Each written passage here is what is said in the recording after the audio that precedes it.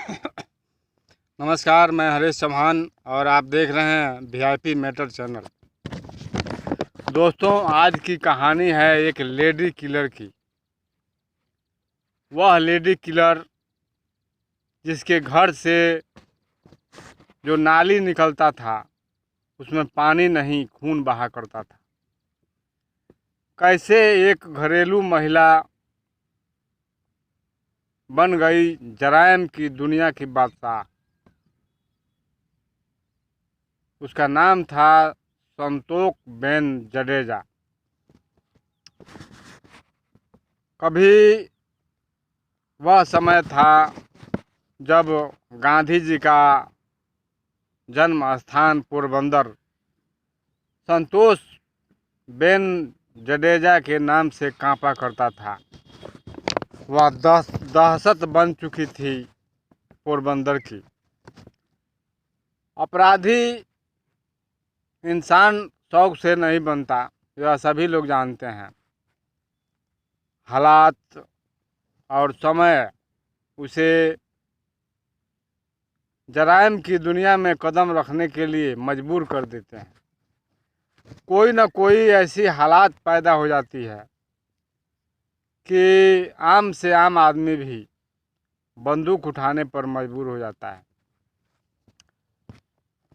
जहाँ जिस जगह से आकर के गांधी जी ने अहिंसा का, जो अंग्रेज़ों के खिलाफ अहिंसा का खतरनाक हथियार उठाया, इस्तेमाल किया उस हथियार का, उसी पोरबंदर में संतोष बेन जडेजा ने किसी समय खून की नदी बहाई। उसने अपने पति का मौत का बदला और अपने बच्चों की सलामती के लिए हथियार उठाया था। और जब हथियार हाथ में आ जाता है तो आदमी पीछे नहीं हटता, वह जराइम की दुनिया में आगे बढ़ता चला जाता है। 80 के दशक की कहानी है, जब इस लेडी संतोष बेन के जो पति थे सरमन मुंजा जनेजा, एक समय में महाराजा मिल में एक मामूली कर्मचारी हुआ करते थे। सरमन जनेजा ने अपने मालिक के खिलाफ हड़ताल कर दिया था।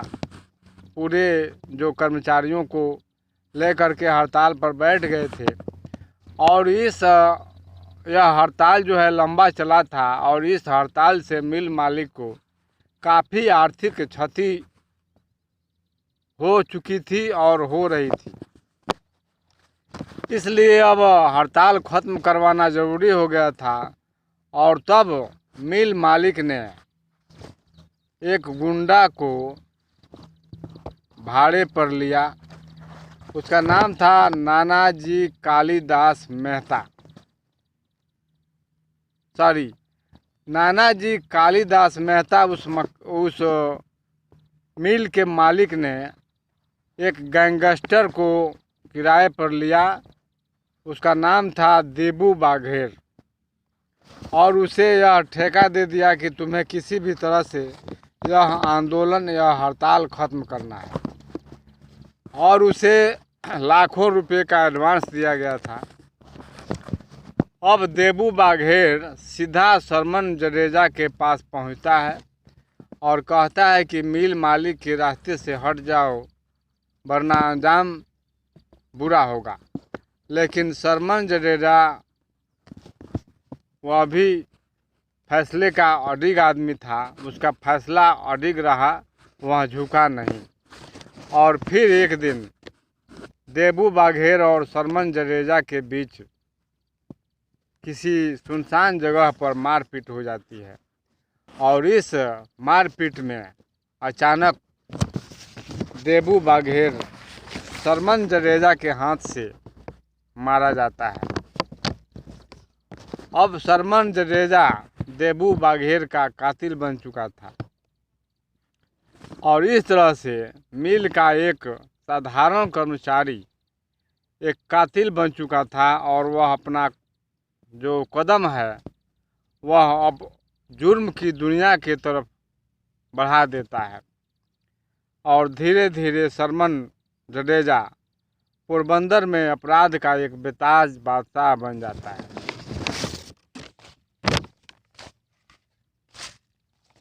बेताज बादशाह बन जाने के बाद वह सोने की तस्करी करने लगता है, लेकिन कुछ समय बीतने के बाद उसे एहसास होता है कि अरे यार, ये मैं क्या कर रहा हूँ, मुझे यह नहीं करना चाहिए। यह तो जराइम की दुनिया है जहाँ से कभी मैं निकल नहीं सकता। और तब वह भागना चाहता है वह उस जराइम की दुनिया से और अपने परिवार के साथ, अपनी पत्नी के और बच्चों के साथ हंसी खुशी का जीवन बिताना चाहता था। वह साल था 1986 जब सरमन जडेजा ने जराइम की दुनिया से बिल्कुल तौबा कर लिया। लेकिन एक कहावत है ना कि इंसान जुर्म की दुनिया में पैर रखता है अपने मन से, अपने दिल से, लेकिन वह निकल नहीं पाता अपने मन से।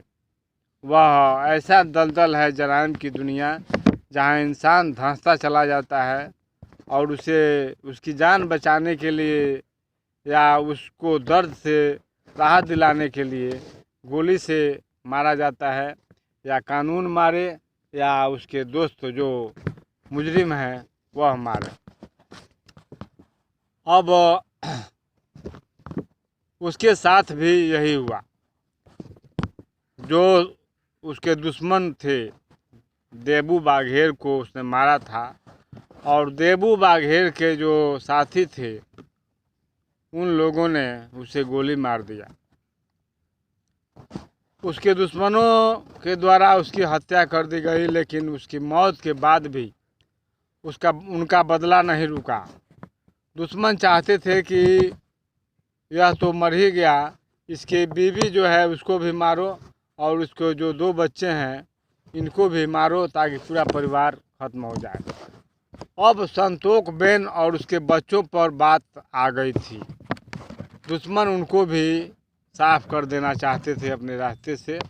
आखिर अपनी और अपने बच्चों की ज़िंदगी बचाने के लिए संतोष बेन ने अपने पति का छोड़ा हुआ काम और पति का छोड़ा हुआ हथियार, यानी जराइम की दुनिया में वह भी अपना पैर उसने भी रख दिया और हथियार उठा लिया संतोष बेन जडेजा ने। और इस तरह से उसका पदार्पण भी जराइम की दुनिया में हो गया। उसने अपने पति के लगभग विलुप्त हुए या यूं कहें कि मरे हुए गैंग को, क्योंकि उस गैंग में सभी लोग इधर उधर हो चुके थे, सभी लोगों को इकट्ठा किया, विश्वास दिलाया, उनका विश्वास जीता और अपने आदमियों के द्वारा 14 दुश्मनों को, जिनके ऊपर उसका शक था कि इन्हीं लोगों ने मिलकर हमारे पति की हत्या की है, 14 लोगों की हत्या उसने अपने आदमियों के द्वारा करवाई। और अब उसे पोरबंदर में सभी लोग जानने लगे। पूरा पोरबंदर संतोष बेन जडेजा के नाम से कांपने लगा, थोड़ा डर पैदा हुआ। और बात यहाँ तक बढ़ गई कि मुंबई के अंडरवर्ल्ड डॉन करीम लाला से उसकी नज़दीकी इतनी बढ़ गई कि लोग उसके भय से थर थर कांपने लगे थे, क्योंकि वह करीम लाला से के बेहद नज़दीक आ चुकी थी। संतोष बेन ने अपने बलबूते पर गुजरात के रियल इस्टेट कारोबार और ट्रांसपोर्टेशन पर काफ़ी हद तक कब्जा जमा लिया था। अब वह राजनीति में भी अपना तकदीर आजमाना चाहती थी। 1989 में संजोग से जनता दल की तरफ से उसे पोरबंदर विधानसभा के लिए टिकट भी मिल गया। तकदीर ने उसका भरपूर साथ दिया और वह बम्पर जीत हासिल करके पोरबंदर की पहली महिला विधायक भी बन गई।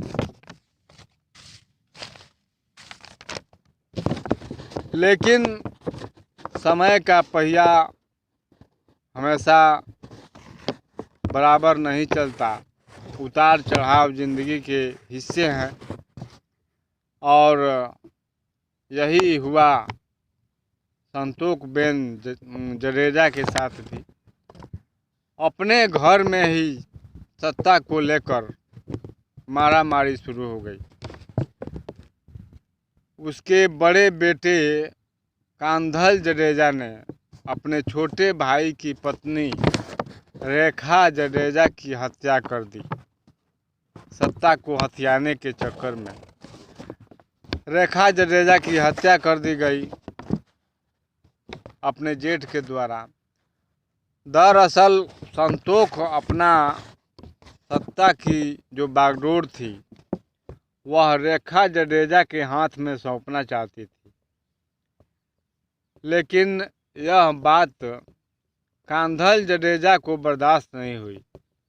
वह बड़ा लड़का था और वह चाहता था कि सत्ता में हमारी भागीदारी हो, माँ के बाद हम चुनाव लड़ें, जीतें, एमपी बने, एमएलए बने।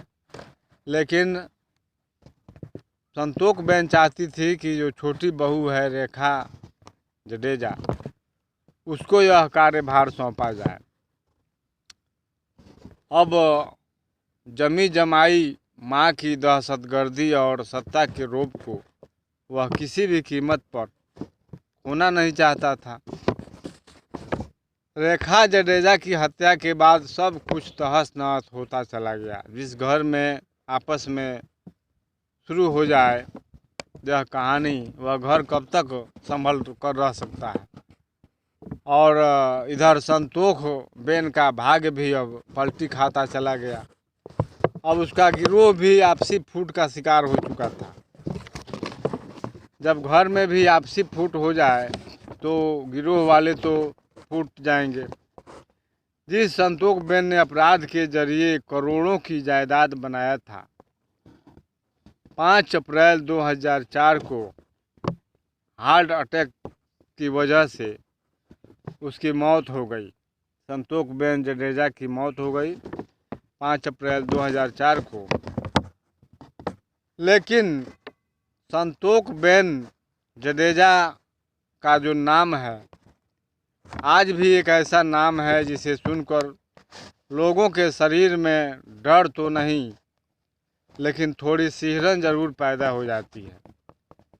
वह इस दुनिया में नहीं है, लेकिन उसका नाम लोगों के शरीर में सिहरन लाने के लिए काफ़ी है। और ख़ास बात यह है कि संतोकबेन जडेजा की जीवन के ऊपर एक फिल्म भी बनी है, गॉड मदर, जिसमें संतोकबेन का किरदार शबाना आजमी ने बखूबी निभाया है और इनके लिए उनको बहुत बड़ा पुरस्कार भी मिला था। तो दोस्तों, आज की यह कहानी थी लेडी किलर संतोकबेन जडेजा की। अगर आप लोगों को कहानी हमारी पसंद आती है, हमारा वीडियो आपको पसंद आता है, तो कृपया हमारे चैनल को ज़रूर सब्सक्राइब करें, वीडियो को लाइक और शेयर करें। फिर मिलेंगे हम किसी अपराध की नई कहानी के साथ अगले वीडियो में।